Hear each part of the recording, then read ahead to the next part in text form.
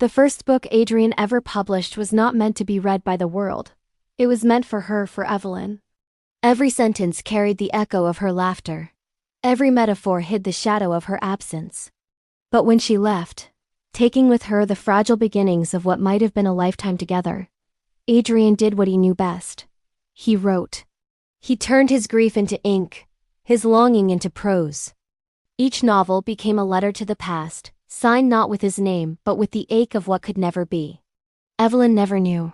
Years stretched like an unwritten chapter between them. Adrian aged with his words, his hair touched with gray, his hands stained by years of scratching out confessions on blank pages. The literary world called him brilliant, masterful, a storyteller of aching truths. But those who praised him never knew the secret spine of his work. Every character he sculpted, every heroine he breathed life into, was Evelyn transfigured, disguised yet unmistakably her. She lived in his pages even when she did not live in his life. Evelyn's life moved elsewhere. She married, raised children, lived in cities Adrian only visited in his imagination. Time carried her away like a river carries fallen leaves, further and further from the shore where Adrian remained, rooted, writing, waiting. He told himself he was over her, that his books were simply stories. But at night, when the silence pressed against him, he knew. Every word was still hers. It was on an ordinary afternoon, decades after their parting, that Evelyn stumbled upon one of his novels. She had wandered into a quiet bookstore, the kind where dust floated like soft ghosts in the slanting sunlight. She wasn't searching for anything in particular, but fate has a way of placing the right book in the right hands. The cover bore his name, Adrian Halley. She hadn't spoken it aloud in years. Her heart fluttered, hesitant, as she opened the book. Within moments, the world around her dissolved. There she was. Not in name, but in essence.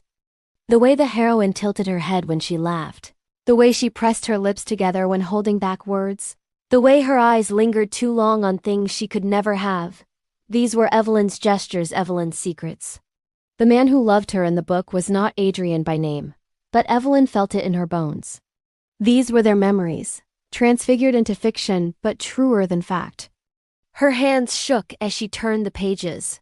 Every paragraph felt like a mirror reflecting back the life she might have had if she had stayed, if she had chosen differently. And as she read, tears blurred her vision, because it became unmistakably clear. She had been his muse all along. She bought every book of his she could find. At home she devoured them one after another, tracing the evolution of their love through the years. In one novel, she was the flame that burned too bright. In another, she was the ghost who lingered at the edges of a man's soul. In yet another, she was the dream that could never be touched. She began to see a pattern. Every ending was unfinished, every story unresolved. Adrian never let their love conclude, as if by refusing to write its final page, he could keep it alive. Evelyn's husband noticed the change in her, the late nights, the tears, the faraway look in her eyes, but he did not understand. How could he? How could she explain that she was rediscovering the parts of herself she had left behind, that somewhere out there was a man who had carried her inside him for a lifetime? The realization crushed her and exalted her at once. She wanted to see him, to tell him she knew, to hold his face, and whisper, "I never left your pages, did I?" But when she searched, she found the news too late. Adrian Halley had passed away 2 months earlier. The obituary was brief, clinical, the kind of announcement that shrinks a life into dates. But Evelyn knew he lived larger than any words carved in stone. He had lived in novels and stories in her. She traveled to the city where he had spent his final years. She stood outside his home, now quiet, its windows dark. The mailbox still bore his name, faded by rain. A neighbor told her that his study had been filled with manuscripts, unfinished drafts, fragments of stories that would never reach completion. Evelyn wept at the thought. Even at the end, Adrian had been writing, still chasing the shadow of what they had lost. At his grave, Evelyn knelt, the grass damp beneath her knees. She laid down a copy of his first novel, the one that had brought her back to him. Her fingers traced his name on the stone, and for a long time she could not speak. Finally, through sobs, she whispered, I found them, Adrian. All of them. You wrote me into eternity, and I never knew. I'm sorry I wasn't there to tell you that I was reading every word with my heart.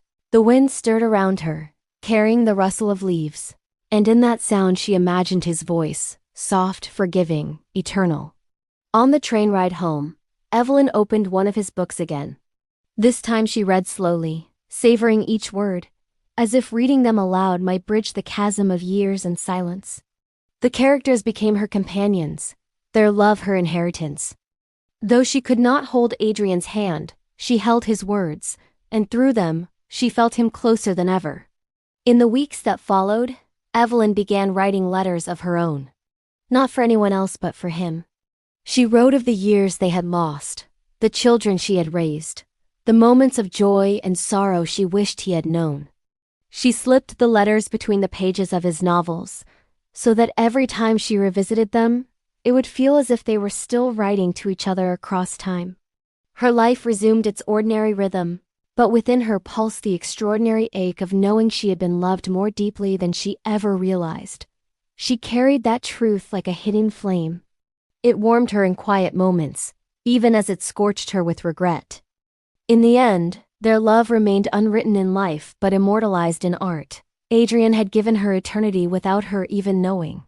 And though she could not return to him, she could carry his gift, their story forever. Evelyn often thought of one line from The Little Prince, the book she had once loved as a girl: "What is essential is invisible to the eye." She smiled through tears, knowing Adrian had seen the essential in her long before she had seen it in herself. And so, each evening when she opened his novels, she did not feel like a widow of possibility. She felt like a character continuing her story. She felt like someone loved beyond time. Because love, once written, never truly dies.